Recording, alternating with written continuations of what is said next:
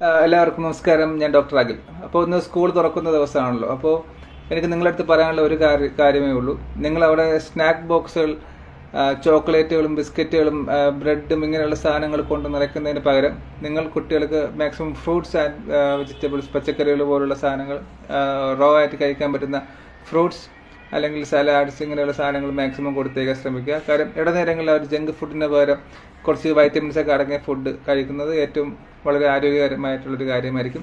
അതുപോലെ തന്നെ കൃത്യമായിട്ടും അവർ ഒരു ദിവസത്തിൽ 1 മണിക്കൂറെങ്കിലും കായികപരമായിട്ടുള്ള വിനോദങ്ങളിൽ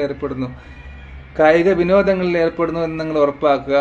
അതായത് സ്പോർട്സ്, സൈക്ലിംഗ് ഇങ്ങനെയുള്ള ആക്ടിവിറ്റീസ്, ഫിസിക്കൽ ആക്ടിവിറ്റീസ്. ഇപ്പോൾ ഈ ഒരു കാര്യം നിങ്ങൾ വളരെ ശ്രദ്ധിക്കേണ്ട ഒരു കാര്യമാണ്.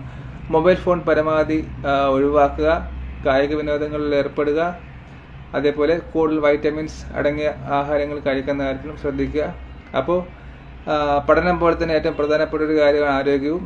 അപ്പോൾ ഈ കാര്യങ്ങളിൽ ശ്രദ്ധിച്ചുകൊണ്ട് കുട്ടികളുടെ പ്രതിരോധ ശക്തി ഉയർത്താൻ ഈ കാലഘട്ടങ്ങളിൽ നിങ്ങൾ ശ്രമിക്കുമെന്ന് വിശ്വസിക്കുന്നു. Thank you.